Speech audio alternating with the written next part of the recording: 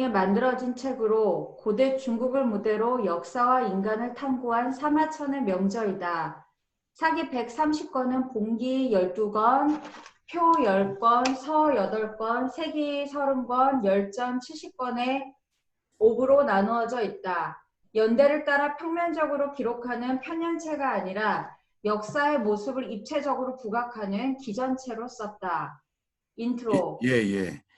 그 우리가 이제 편연체, 기전체 배웠잖아요. 편연체가 대표적인 게 뭐였어요? 삼국사기? 춘추좌시령 같이 은공 원년서부터 이렇게 쭉 연도에 따라서 기록한 역사책을 편연체라고 그러고, 이렇게 사기처럼 본기, 이제 왕족이라든가 그다음에 세가, 제후들, 그다음에 인물들 열전 해서 이거를 본기의 기자와 그다음에 열전의 전자를 합해서 기전체라고 하는 거예요.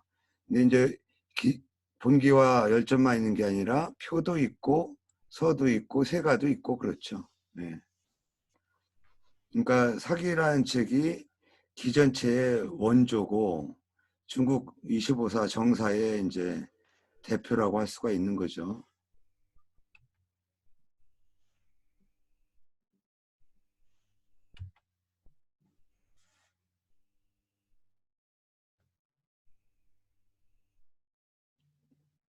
예, 인트로까지 읽으시죠, 뭐.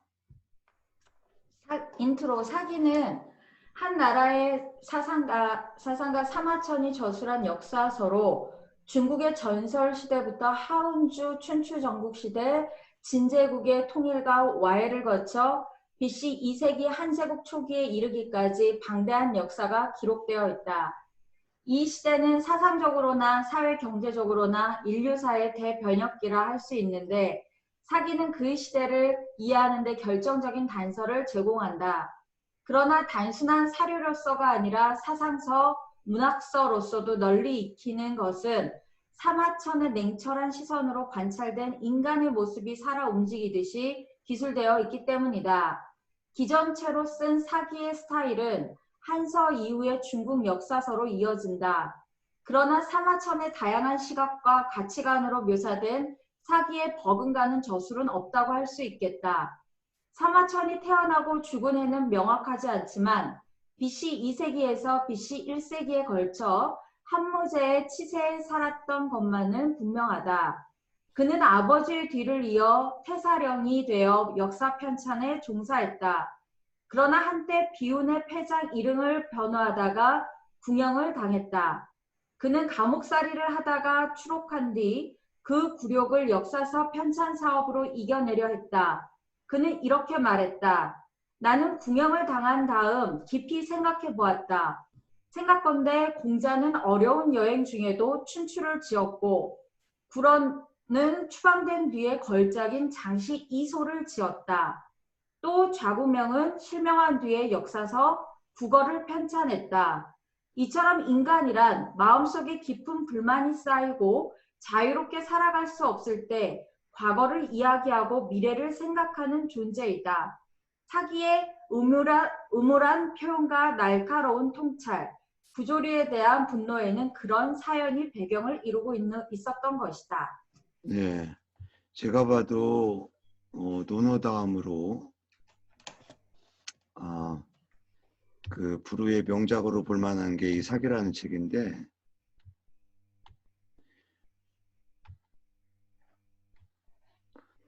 아버지는 이제 사마담이었어요. 근데 사마담은 이제 이 사마씨가 원래 대대로 그 사관을 이제 담당하던 가문이었는데, 사마담이 그 징조를 예감을 하죠. 이제 황제를 수행해서 이제 하늘의 제사 지낸 행사라든가 이런데 수행해서 자꾸 제외를 시켜요. 그러면서 이제 사마천한테 유언을 남기죠. 이거는 열전 70번째가 아버지 얘기와 자기 얘기예요. 지금 이 스토리는 그 열전 70번째 다 자기 고백처럼 돼 있어요. 그래서 이제 아버지가 너는 절대 나는 뭐예요? 좌천되더라도 너는 아버지의 이 뜻을 이어받아서 우리 가문의 사관의 그 직책을 계속 수행해야 된다. 그리고 혹시라도 내가 그동안 모은 자료를 그냥 허망하게 무용지물이 되게 하지 말아라.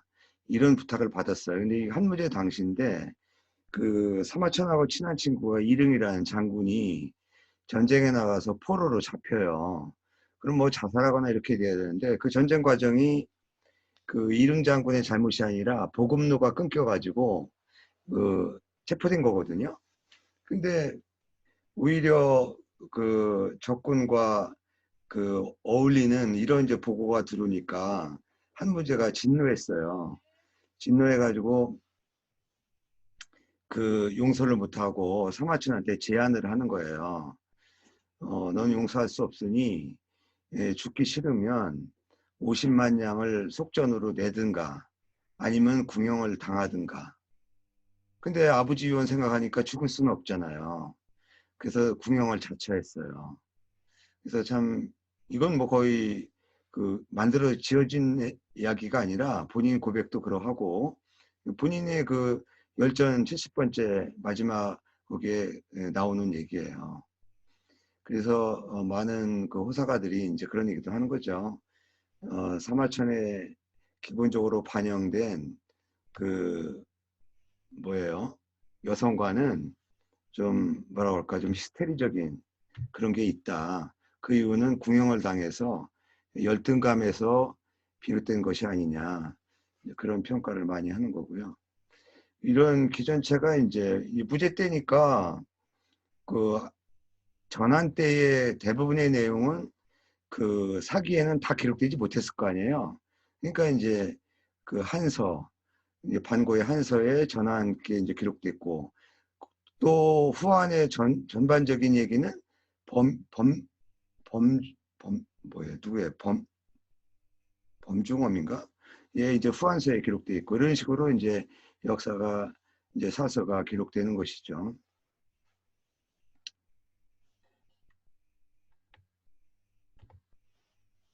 이 페이지 이동이 이게 여러분처럼 책을 보는 것도 아니고 왜 이렇게 두 개가 연속으로 넘어가지?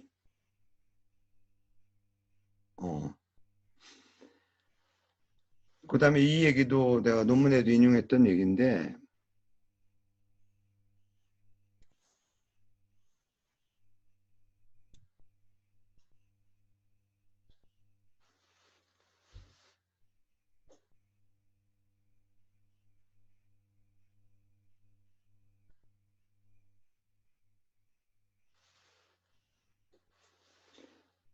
공자는 이제 춘추를 지었고 구러는 뭐 그 유명한 이소라는 시를 장문의 이소를 지었고 자고명이 국어 지었다. 이건 뭐 논란이 있는 얘기지만 사마천은 자고명이 진 걸로 보는 것이고요.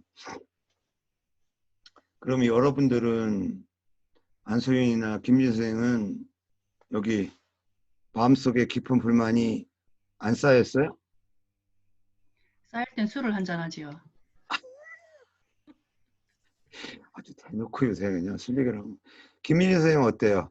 마음속에 깊은 불만 없으세요? 저는 없어요. 어, 자유롭게 살고 있어요, 지금? 네, 아주 많이요. 아, 그러면 뭐 이 얘기가 다르구나. 나는 이 둘 다 있어요. 깊은, 왜요? 예? 저게 아니, 왜 이런 거 있어요, 없던 근데? 사람들이 거짓말 아니야? 근데 내가 하고 싶은 대로 살면은 교수님 별 불만 없지 않아요? 근데 어떻게 사람이 하고 싶은 대로 살 수 있어요?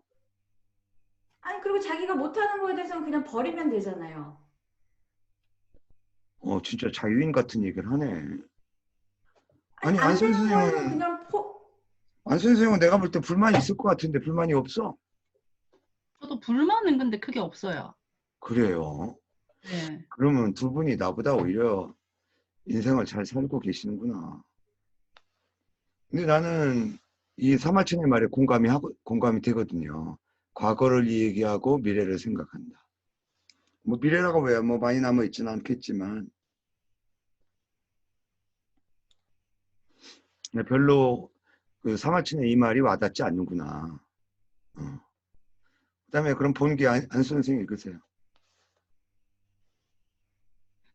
본기, 전설시대에서 한나라 때까지의 왕조 흥망사를 다루고 있는 본기는 잠깐만요. 롯데 본 다른 정사 24사하고 다른 게 사기는 당대의 역사만 기록한 게 아니라요. 사망 5대 때부터 기록을 해요.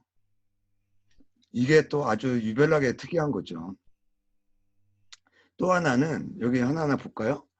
뭐 사망 오제 할 때 오제, 하나라, 은나라, 현나라, 진나라까지 좋아요. 진시황 봉기, 진시황까지 넣어주고 항우 특이하지 않아요? 아니 한 고조 유방의 봉기가 있는 건 이해가 되지만 고조와 맞짱을 떴던 항우까지 그 뭐예요 황제로 높여서 본기에다 올려놨어요.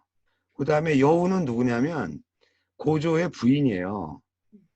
그 이 한나라 초기에 한고조 유방이 일찍 죽거든요. 그러니까 여우의 그 외척들이 바로 해가지고 정권을 농단하죠. 네, 이런 거 보면 우리 조선시대도 마찬가지고 그 외척들의 그게 그렇게 막기가 어려운가 봐요. 그 이번에 뭐 윤석열도 계속 장모 문제 거론되는 거 보면 그러니까 장가를 세력 있는 집안으로 가면 안 돼. 나는 뭐 그런 거 없어요.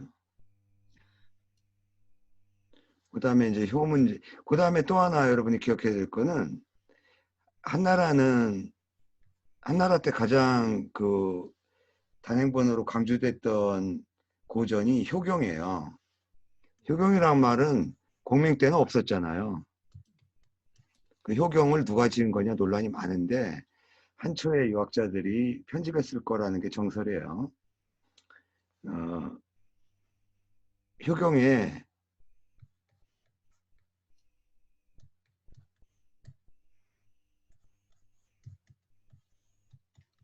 효로서 나라를 다스린다는 말이 있어요. 이 표현은 딱 보기에도 공명의 그 취지와 별로 어긋나지 않잖아요. 그렇죠? 가족의 윤리가 사회와 국가에 그대로 확산돼서 적용할 수 있다라는 이런 가치관이잖아요. 맞아요? 아니에요? 맞아요. 그래서 한나라 때 효를 진작시키기 위한 그런 국가적인 행사를 굉장히 많이 하는데 예전에 안 선생님 기억나지? 왜 그 철거 징벽제에서도 안 선생이 아닌가? 효렴과라고 하는 과거제도. 그러니까 효행이 있는 사람을 추천받아서 고위 관료를 임용하는 제도까지 있었어요. 그 다음에 최초로 경로, 그러니까 기로연, 각 지역의 나이 든 사람들을 그 위에서 연회를 베푸는 행사를 정기적으로 하고, 근데 이런 것들이 결국 치국에 도움이 된다는 거예요. 근데 이게 지금도 오늘날까지도 이 현 정권에서 지금 정권은 아니지만 예전에 군사정권 때까지는 유교를 그런 식으로 많이 이용했어요. 연구비도 많이 주고. 유교가 그 해방 후에 보면 유교가 정권에 맞짱을 뜬 적이 없었거든. 다른 종교에 비하면. 그런 측면에서 그 유교와 정치 이데올로기가 결합된 역사가 꽤 오래된 거예요. 이게 한나라에 또 시작된 거예요. 사실은 우리가 뒤돌아보면 공자맹자 시기에 보면 공자맹자가 뭐 누구한테 자리 얻어서 부경화를 누린 적이 있습니까? 없잖아요. 그런데 한대의 유학자들은 어때요? 다 박사로 등용되고 고위 관료가 되고 다 오히려 그 유방한테 초기에는 수모를 당했지만 참 이게 묘한 거예요.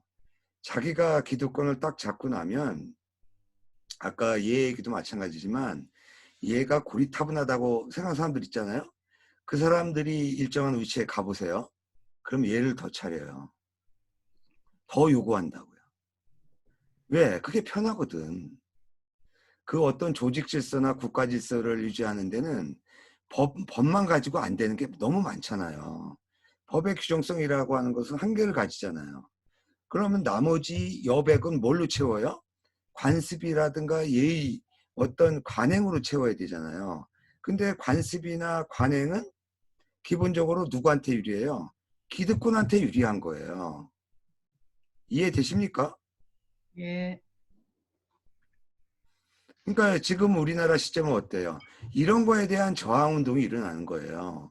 그게 남녀 관계에서는 밑으로 일어나는 거고, 노사 갈등, 뭐 지역 갈등, 뭐 이런 뭐 남녀 갈등, 뭐 여러 가지가 있는 거죠.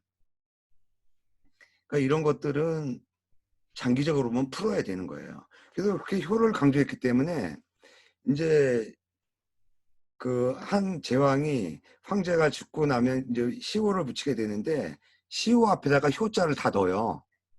그러니까 효 문제는 그냥 문제예요. 이것도 그냥 경제야. 여기서 또 효무제라고 하는 거는 무죄봉기를 얘기하는 거예요. 이해되셨습니까? 아, 그거는 끌려 나왔다 생각하기 때문에 이제 그냥 교수님이 생각을 나는 바꾸시면 그렇지 않아요? 진짜 아직도 연구해 볼 만한 사람이 난 문해 정도 황수임 선생은 내가 볼 때 아주 신기했던 사람이고 네. 원조가 또 있어요. 그 윗선배들 다. 아마 여러분 다 공감할 거야. 내 제자 중에 좀 원만한 사람이 있습니까? 근데 옥현주 기준을 선생님? 교수님이 그나마 좀 원만이라는 걸 어디다 두시는 겁니까? 기준 원만이라는 기준을 어디다 두시는 겁니까? 상대적인 거죠. 맞아요. 교수님, 원만이라는 거는 없어요. 왜냐면은 사람들은 경제적인 거 어떤 사람 가치를 두는 거 어쩌면 잠 깨고 시작합시다. 자기 가치관이 다르기 때문에 그거를 우리 두 분은 약간 공감하는.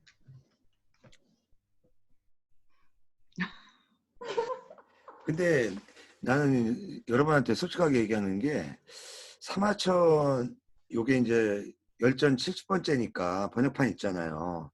사마천 마지막 그 열전 아버지 얘기와 자기 얘기를 꼭 한번 읽어봐요. 예, 궁형당한 입장에서 진짜 죽고 싶어도 죽지 못했고 그다음에 아버지의 그 유업을 완성하겠다고 아버지가 그 사료를 얼마나 많이 남겨놨겠어요. 그거를 재정리하는 입장, 그다음에 친구를 변호하다가 오히려 자기가 형벌을 당한 억울함 이런 게 없을 수 없잖아요. 그러니까 내가 왜 사마천 이 사기를 명조로 꼽냐면 백이숙제를 가장 앞세웠다고 하는 거 열전에서도 참 놀랍고, 그러니까 공자맹자가 보는 백이숙제가 아니에요. 사마천이 다시 보는 백이숙제거든요. 그러니까 부모에 대해서 저항하고 과감하게 집을 나가는. 안 선생은 이런 거 경험 없죠? 나는 부모님이 너 집 나가 그러면 예 알았습니다고 안 들어가요. 그거는 10대 때는 그랬겠지만 이제는 나이가 들고 보니까 부모님께 그래서는 안 될 것 같아요. 그러니까 이제 거꾸로 사는지 모르겠어요. 어떻게 보면 젊었을 때 내 나름대로 그냥 이것저것 그래도 못 해본 게 더 많죠. 근데 자유라는 말 들으면 약간 늘 컴플렉스를 느끼고요. 불만도 마찬가지예요. 마음으로 내가 여러분들 동양철학이면서 뭐 소유윤이 뭐 도가도 비상도 뭐 이런 얘기 하지만 그 내가 오늘 그 사전 투표하고 산에 올라 돌면서도 그런 생각을 많이 해요. 내가 왜 이거 습관적으로 이 뺑뺑 돌까? 그거 참 아주 묘해요. 뺑뺑 돌아요. 각 권말에는 사마천의 촌평이 붙어 있는데 여기에는 진나라 왕조를 무너뜨렸지만 BC 202년에 한나라의 고조 유방에게 패한 항우의 최후도 묘사되어 있다. 항우는 왕조를 수립하지는 못했으나 본기에 편입되어 있다. 네. 사면초가 아니. 책으로 읽으세요. 화면 보지 마시고. 사면초가 BC 206년 시황제가 죽고 4년이 흘러 진나라는 멸망했지만 진나라를 토벌할 때 선봉에 섰던 초나라 항우와 한나라 유방은 중원의 패권을 두고 4년간 싸웠다. 그 즈음 형세는 점점 항우에게 불리해져 갔다. 항우의 군대는 해야에서 농성전을 벌였는데 병력은 줄어들었고 식량도 턱없이 부족했다. 주위에는 한나라 군대와 제후 연합군이 그를 포위하고 있었다. 밤이 되었을 때 항우는 사방의 적진에서 들려오는 고향 초나라의 노랫소리에 깜짝 놀랐다. 우리 초나라도 벌써 한군의 손으로 떨어지고 말았는가. 이렇게 많은 초나라 사람이 적에게 동조할 줄이야. 항우는 눈을 부릅뜨고 술을 들이켰다. 그런 항우 곁을 애첩인 우미인이 지키고 있었다. 그리고 항우는 추라는 명마를 사랑했다. 시기가 돌아 흥분 상태에 빠진 항우는 슬픔과 분노를 못 이겨 우와 추를 곁에 두고 이렇게 노래를 불렀다. 힘든 산이라도 뽑고 그 기세는 천하를 덮을 만한데 때를 못 만나 주여 너마저 달리지 않는구나. 주여 너가 달리지 않으니 어찌하리 우여 너를 어찌하리. 그 가락에 맞춰 우민도 따라 노래를 불렀다. 이윽고 항우 볼에 눈물이 흐르고 부하들도 따라 울었다. 항우는 말에 올라탔다. 그는 800기의 정예 기마대와 함께 저그 포위망을 뚫고 남쪽으로 달리기 시작했다. 날이 새기 전에 항우가 도주한 사실을 알고 기마대장 관영이 이끄는 5,000기의 기마대로 하여금 그 뒤를 쫓게 했다. 항우가 해수를 건널 때 그 뒤를 따르는 부하는 100여 기에 지나지 않았다. 이윽고 항우는 음릉 부근에 이르러 그만 길을 잃고 말았다. 마침 지나간 농부에게 길을 물었는데 농부가 거짓말을 했다. 왼쪽으로 가시면 됩니다. 일행은 농부 거짓말에 속아 늪지대로 들어가는 바람에 항군의 꼬리를 잡히고 말았다. 그를 따르는 병사는 고작 28기에 불과했다. 항우는 굳은 각오를 하고 부하들에게 말했다. 진나를 타도하게 군대 일으킨 지 8년 손수 실전에 참가한 것이 70여 해 내 앞에 선 적은 모두 처부셨고 내가 공격하면 모두 항복했다. 한 번도 패배란 걸 모르고 살아왔다. 그리하여 나는 천하의 패자로 군림할 수 있었다. 그런데 지금은 이런 지경에 빠지고 말았다. 이것은 나의 전술이 나빠서 그런 게 아니다. 하늘이 나를 버렸기 때문이다. 오늘 이 자리에서 죽음을 각오하고 너희들을 위해 시원하게 한판 싸우지마. 나의 전술 탓이 아니라 1000명으로 패배한 것임을 지금 여기서 보여주겠다. 항우는 이렇게 하여 최후의 결전에 임했는데 이기의 기병만 잃었을 뿐 100기에 가까운 적병을 죽이고 장강을 향해 달렸다. 장강에 이르렀을 때 그 지역의 유력자가 배를 마련해 고향 강남으로 건너가라 보냈다. 그러나 항우는 함께 싸웠던 8천여 명의 부하를 잃는 것을 부끄럽게 생각하여 무슨 얼굴로 그 부모들을 대하겠느냐고 하며 죽여가는 적과 싸우다 자결했다. 사마천은 한나라 장수들이 그 시체를 난도질해 서로 빼앗으려는 장면을 기술한 다음 항우의 인물됨을 이렇게 평하고 있다. 목적을 이루지는 못했지만 항우만한 인물은 앞으로 나오기 힘들 것이다. 그러나 고향 초나라만을 생각하고 중원의 경영을 돌보지 않는 것은 잘못이다. 또한 초나라 군주였던 의제를 내쫓고 스스로 제위에 오른 것은 고려하지 않고 군주의 반란을 원망한 건 어불성설이다. 자신과 자신이 세운 곡에 도취해 독선에 빠져들어 무력에만 의존한 결과 나라를 잃고 자신도 동성에서 죽고 말았다. 또한 자신의 실패를 깨닫지 못하고 하늘이 자신을 버렸기 때문이지 자신의 전술이 나빴던 것이 아니라고 한 것은 참으로 큰 착각이다. 글쎄요, 뭐 삼연초가의 뜻은 다 알죠. 사방이 초나라 도래다. 그래서 이제 원래 항우가 초패왕 아니에요. 초나라의 지역의 그 패권을 가졌던 사람인데, 그러니까 고향 이제 포위되고서 고향 노래가 들리니 얼마나 마음이 울적해지고 그런 어떤 심리 전술에 이제 오히려 당했다라는 그런 건데, 글쎄요, 항우만한 사람이 후대에 안 나왔나요? 결과적으로 사기 사마천을 그렇게 봤는데, 여러분이 볼 때 중국 역대 명장 중에 최고는 누군 것 같아요? 조자룡? 조자룡 안 해? 왜 관우장비도 있잖아. 손권도 있고. 뭔가 이미지상으로 뭔가 좀 젊고 좀 안 선생님 만화로 봤지? 네, 그렇지. 만화상 네네. 이게 만화를 본 사람들의 공통점이 조자룡을 엄청 높이 평가해. 나도 조자룡이 어렸을 때 만화를 볼 때 너무 매력적이었었는데, 근데 커서 보니까 조자룡 별로더만 뭘. 저는 조조요. 그거 대단한. 예. 유비는 내가 봐도 좀 의욕부단하죠. 예. 네. 근데 조조는 글쎄요. 내가 따라가기에는 좀 너무나 어려운 그런 경지의 사람이야. 그러니까 내가 내 이상형은 아니야. 그러니까 나는 내 스스로 돌아볼 때 그런 생각 참 많이 들어요. 내가 이렇게 특히 열전이나 역사적인 인물 열전을 이렇게 보면서 느낄 때는 저는 지금도 그런 한계가 있다고 생각해요. 분명히 어떤 약간 나를 굽히거나 아부를 하면 결과적으로 조금 더 나은 길을 갈 수 있었던 경우가 적어도 두세 번은 있었어요. 근데 한 번도 나는 그런 데에 눈을 돌린 적이 없어요. 근데 그 아주 무슨 배짱인지 모르겠어. 근데 가만히 되돌아보면 이게 그 가문의 그 영향 같아요. 예. 그러니까 좀 번번하게 얘기하면 가진 거 하나도 없으면서 자존심만 세가지고 사소한 거라도 자존심이 상하면 안 가, 그 길을. 예. 내가 그랬잖아요. 이쁜 한 여자가 있어. 근데 친구도 좋아해. 그러면 그 여자가 서로 내가 더 좋다고 하는 사인을 보내도 난 포기하고 말아요. 그런 적이 실제로 있었고. 이거에 대해서 좀 비판을 받기를 바랍니다. 비판을 해주길 바래요. 네, 이런 얘기 너무 많이 오면 편집 어렵겠다. 그 다음에 안 선생님 읽으세요.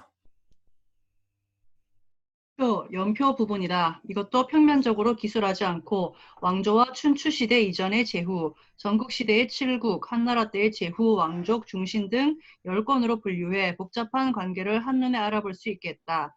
특히 진나라가 망하고 한나라가 일어나기까지 격동의 8년간을 한 권에 정리하는 세심한 배려도 돋보인다. 1972년 봄 장사교회에서 발견된 마왕퇴 고분의 유해에 관한 신원이 판명된 것도 이 표의 기록 덕분이다. 예, 고위 관료였었죠. 그 다음에 이건 뭐 너무 간단해. 서까지 같이 읽어보시죠. 예제와 역법, 천문, 법제, 치수공사, 경제 등의 제도 연역을 8권으로 나누어 기술했다. 네, 그 다음에 세가 고대 중국은 왕조 아래 제후를 두고 그들이 각지의 영지를 다스리는 통치 형태를 취하고 있었다.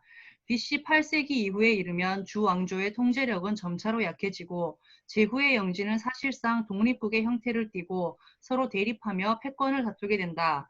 이 제후의 계보와 역사를 개별적으로 기술한 것이 세가 30건이다. 또한 공자는 제후가 아니지만 특별히 세가로 다루었다. 여기서는 제나라의 태공망과 송나라의 양공 부분만을 발췌해 번역했다. 네, 뭐 수많은 일화가 사기에 들려 있는데, 예, 강태공, 김미진 선생님 읽으시죠. 낚시를 인연으로 만난 태공망과 주나라 문화, 산동서 일대에서 800년 가까이 번성했던 제나라는 BC 11세기에 주왕조 창건의 공신 여상이 그 공적으로 봉토를 받은 데에서 시작되었다고 한다. 그 여상이 바로 태공망이라고 하는데 후세에 강태공의 시조로 불리게 된 사연이 모두 기록되어 있다. 여상은 동방의 바닷가 사람이다. 그는 늙어서까지 가난하게 살았는데 바다 낚시를 인연으로 주나라 문왕을 알게 되었다. 어느 날 문왕이 사냥을 나가려고 점을 쳤는데 이번 노획물은 호랑이나 곰이 아니라 왕의 폐업을 도울 인물이다 라는 점괘가 나왔다. 과연 문왕은 위수 북쪽의 강변에서 한 낚시꾼을 만나게 되었는데 그 사람이 바로 여상이었다. 문왕은 여상과 대화를 나누던 중에 그의 높은 식견과 인격에 감동하고 말았다. 우리 성군인 태공 시절부터 언젠가 성인이 나타나 주나라를 강성하게 할 것이라는 말이 전해왔는데 태공이 기다리던 인물이 바로 당신이었구려. 그리하여 그는 태공이 바라던 인물이라는 뜻에서 태공망이라 불리게 되었다. 문왕은 그를 마차에 태우고 군사로 삼았다. 문왕은 태공망과 은밀히 정책을 입안해 선정을 베풀면서 은나라를 타도하려고 애썼다. 태공망의 헌책은 군사적인 전략이 주를 이룬 것으로 후세의 병법이나 권모술수를 논하는 사람들이 태공망을 시조로 삼은 것도 이 때문이다. 태공망은 문왕이 세상을 떠난 뒤 그 아들 무왕을 모셨고 은나라를 멸망시키고 주나라의 천하평정을 달성한 뒤 제나라 땅을 봉토로 받았다. 그리고 자손이 대대로 제나라의 군주가 되었다. 제태공명세가 말미에 사마천은 이렇게 적고 있다. 나는 제나라에 가본 적이 있는데 옥토가 2000리나 되고 그 백성들은 모두 지혜로웠다. 태공망이 그 인덕으로 나라의 기초를 만들고 뒤에 황공의 전성기를 맞아 선정을 베풀어 제후의 맹주가 된 것은 당연한 일이라 할 것이다. 예, 이 태공망에 관한 일화는 사기에는 이런 내용으로 전개되어 있지만 무수한 책에서 견강부의한 내용들이 굉장히 많아요. 바늘 없는 낚시했다라든가 뭐 이런 게 많은데 우리 주나라 무왕이 그 천하를 그 제후를 75명 정도 제후국이 75개 정도 되거든요. 소주 초기에. 근데 이제 55개 정도가 동본 그러니까 희성씨를 임명하고 제나라 같은 데는 이제 태공망이 이제 공신이니까 공신들에게 이제 분봉을 하는데 그게 대표적인 나라가 그 제나라고 그러니까 제나라가 그 전국시대까지 그 진시황과 맞짱을 뜰 때 가장 마지막에 망한 나라도 제나라예요. 그렇죠? 지난번에 우리 그렇게 봤죠? 천하통일이 결국 나중에 제나라가 병합되면서 이제 끝나게 되는데 그 정도로 어떤 동성동본이라는 인척이라는 이런 제왕 관계보다는 어떤 공신이 배당돼서 거기에서 그 계보가 이어져 나가는 것이 오히려 그 왕조의 운명을 더 강하게 만들고 오래 지속하게 하는 하나의 계기가 되었던 것이 아닌가. 그리고 또 무왕이 태공망을 태공망의 보좌로 인해서 천하를 쟁취하지만 실제로 태공망을 모셔온 거는 아버지 문왕이고 또 문왕은 또 아버지 태공의 그 해몽이라든가 이런 메시지를 그러니까 사실은 누구야 이게 문왕 이름이 아니 왜 이해가 뜨냐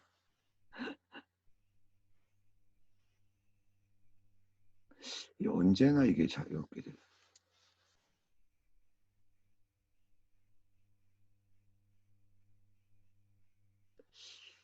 왜 안 뜨지?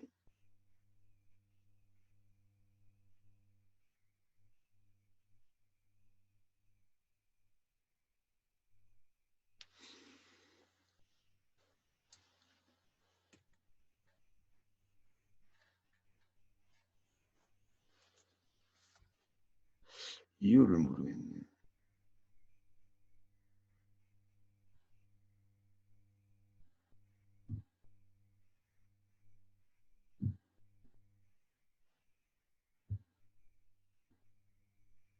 네, 말로 할게요. 근데 말로 하면 이게 여러분들이 잘 정리가 안 될 텐데 그 원래 태공망에게 이제 3명 아들이 있었죠. 근데 그 3명 아들 가운데 태공의 아들 가운데 3명 가운데 문왕은 셋째 아들의 아들이에요. 그러니까 손자죠.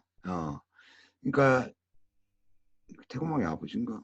그래서 이제 문왕이 그 손자가 똑똑하니까 이 문왕이 왕위에 오를 수 있도록 그 작업을 하죠. 그래서 이제 그런 계기를 거쳐서 문왕이 왕위에 오르게 되고 물론 뭐 이 문왕의 당대의 뜻을 이룬 건 아니지만 아들 때에 이루어지지만 묘하게 그 맏아들에서 어떤 업적을 남기기보다는 셋째 아들과 그 계보가 이어지는 경우가 많다. 백의숙제도 이제 그래서 망명하게 되는 계기가 되는데 어쨌든 그것도 뭐 우연이 아닌 것 같다는 생각이 들 때가 있어요.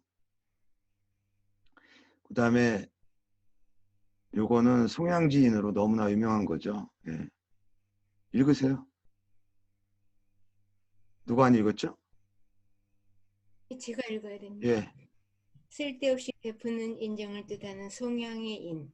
송나라는 하나무 작은 나라였지만 양공은 제후 맹주가 되려는 야심을 가슴에 품고 초나라와 싸웠다. 어느 날 양공이 이끄는 송나라 군대와 초나라 군대가 홍수 강변에서 맞닥뜨렸다. 적이 강을 건너기 시작하는 것을 보고 제상 모기가 양공에게 말했다. 적은 다수이고 아군은 소수입니다. 초나라 군대가 강을 건너기 전에 쳐야 합니다. 그러나 양공은 그 헌책을 받아들이지 않았다. 적은 강을 다 건넌 뒤 진영을 갖추기 시작했다. 그러자 모기가 지금이라도 공격을 감행해야 합니다. 고 말했지만 양공은 아니다. 적을 진영을 다 갖춘 다음에 치도록 하자라고 말하고 적이 진영을 다 갖춘 뒤에야 비로소 공격을 시작했다. 그 때문에 송나라 군대는 대패하고 양공은 부상을 입었다. 사람들이 그 작전은 정말 어리석었다고 비난하자 양공은 이렇게 말했다. 적이 곤란한 틈을 타서 공격하는 것은 군작할 바가 아니다. 상대가 준비를 다 갖추지도 않았는데 어떻게 공격 명령을 내릴 수 있단 말인가. 후세 사람들이 적에게 쓸데없는 인정을 베풀어 실패하고 많은 경우를 두고 송양인이라 조소하게 된 것은 바로 여기에서 비롯되었다. 그러나 사마천은 양공의 행위를 노골적으로 비판하지 않고 이렇게 말했다. 양공은 홍수 전투에서 패했지만 군자 가운데에서는 그 행위를 높이 평가하는 의견도 있다. 그들은 중국의 A가 없으면 한탄하면서 양공의 A와 양보를 높이 평가하는 것이다. 이 내용은 여러분 어떻게 평가하세요? 송양지인. 요즘 말로 하면 이게 오지랖인 것 같아요. 오지랖이라.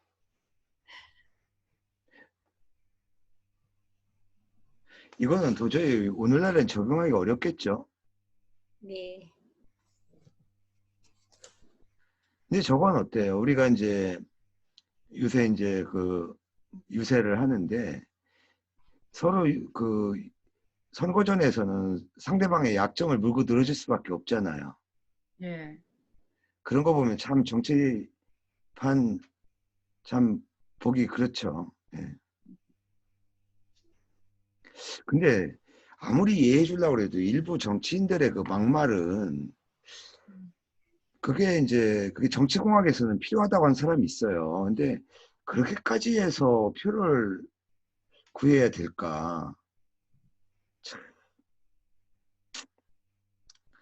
두고두고 그게 역사 기록에 남는데, 응?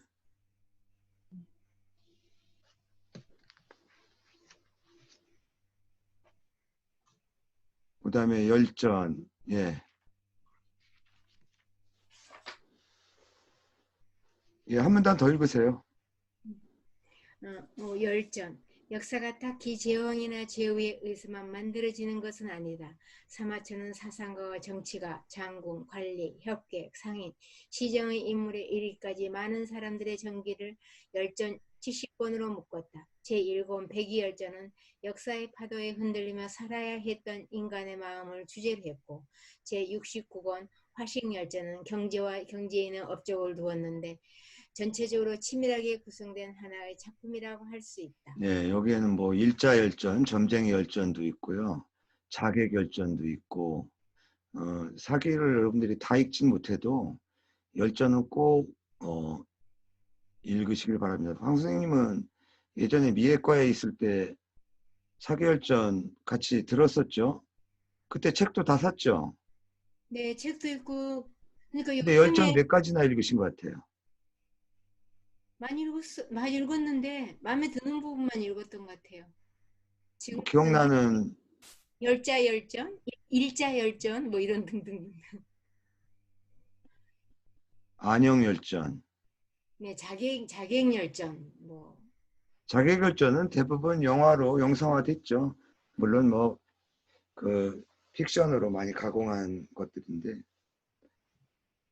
자, 세상에 천도가 있는가? 네, 안 선생님 읽으세요. 안 선생은 천도가 있다고 믿죠? 네. 어떤 천도요? 명리? 약간, 네, 명리죠. 세상에 천도는 있는가? 배기와 숙제는 무력 정치에 반대하며 산에 들어가 굶어 죽은 의인이로 공자를 비롯한 육아에서는 그들을 칭송했으나 사마천은 그 운명에 가탁해 역사의 비정함을 통탄했다. 배기와 숙제는 고죽구 군주의 두 아들이었다. 아버지는 아우 숙제를 다음 왕으로 삼으려 했으나 아버지가 죽자 숙제는 왕위를 형 배기에게 양보했다. 그러나 배기는 아버지의 뜻을 어길 수 없다 하며 피했고 아우 숙제도 왕위에 오르지 않고 피해버렸다. 아, 잠깐만. 그러자 이거, 예, 네, 잠깐만. 이거 예. 자칫 잘못 이해하면 안 돼요. 백이는 첫째고요. 숙제는 셋째예요. 그러니까 이제 고죽국에서도 폭군 주임금의 행포를 보다 못해서 될 만한 놈을 키우려고 이제 숙제를 지목한 거거든요. 근데 아버지 뜻을 아는데 그 장남이 거부할 수는 없잖아요. 그래서 이제 망명을 하게 되는 건데, 그 셋째 지명받은 숙제도 아니 형님이 망명하면 제가 어떻게 하냐고 뒤따라서 오게 되고, 그러니까 둘째가 왕위에 오르게 되는 거죠. 예. 그러자 백성들은 다른 형제를 왕으로 옹립했다. 훗날 배기와 숙제는 서백창이 노인을 잘 복량한다는 소문을 듣고 그에게 의지하고자 했지만 서백창은 벌써 죽고 그의 아들 무왕이 아버지의 시호인 문왕의 위패를 수레에다 모시고 음나라의 주왕을 정벌하기 위해 동쪽으로 향하고 있었다. 예, 이에 여기서도 서백창이라고 그냥 번역을 하면 안 되고, 이 서백이나 창은 문왕의 이름이에요. 서백은 이제 문왕을 높인 시우죠. 사실은 서쪽 지방의 우두머리란 뜻이거든요. 그만큼 여론이 그 문왕한테서 휩쓸리던 시기였었고, 백의 숙제가 자기 고국을 떠나와서 보니 서백이라고 하는 문왕이, 후세의 이제 문왕이죠. 그분이 유명하다는 얘기를 듣고 이제 찾아가려고 하죠. 이 스토리는 맹자에도 그대로 나와요. 이에 배기와 숙제는 말고삐를 잡고 아버지가 돌아가셨는데 장례도 치르지 않고 전쟁을 일으키는 것은 효도가 아닙니다. 또한 신화된 도리로 군주를 치려하는 것은 인이라 할 수 없습니다. 하고 말했다. 그러자 무왕은 그 둘의 목을 치라고 명령했다. 이때 태공망이 이 사람들은 의인이다 라고 하며 살려주었다. 이후 무왕이 은나라를 평정한 뒤 천하가 주나라 왕실을 섬겼으나 배기와 숙제는 주나라 백성이 되는 것을 치욕으로 여기고 지조를 지켜 수양산에 응거하면서 주나라의 곡식을 먹으려 하지 않고 고사리로 배를 채우다가 결국 굶어 죽었다. 천도는 공평무사에 항상 착한 사람을 돕는다고 했다. 그러나 두 사람은 인덕을 쌓고 행실이 깨끗했지만 불행하게 죽고 말았다. 배기와 숙제의 예만이 아니라 공자의 많은 제자 가운데 공자가 가장 학문을 좋아하는 제자로 인정했던 안회도 너무 가난하여 술찌개미도 배불리 먹지 못하고 결국 고생만 하다 죽고 말았다. 그에 비해 도척은 매일 죄 없는 사람을 죽이고 천하를 어지럽혔지만 천수를 누렸다. 도척은 대체 어떤 덕행을 쌓았단 말인가? 이건 난 오늘날에도 사람들이 싫어하는 일만 하면서 평생 향락과 부귀를 누리는 사람이 있는가 하면 갈만한 곳을 골라가고 때에 맞게 말을 하며 공명정대한 일이 아니면 절대로 하지 않는 사람들이 화를 당하는 일이 너무 많으니 이건 대체 어찌된 일인가? 이런 것을 천도라고 한다면 과연 그 천도는 옳은 것인가 그른 것인가? 예. 여기서 또 웃기는 짬뽕이네.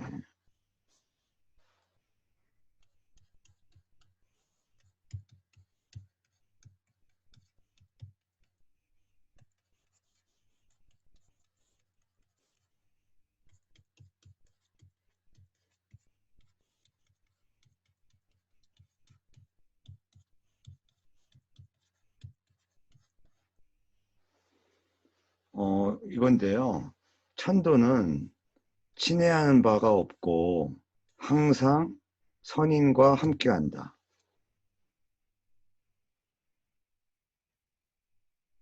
김유진 선생,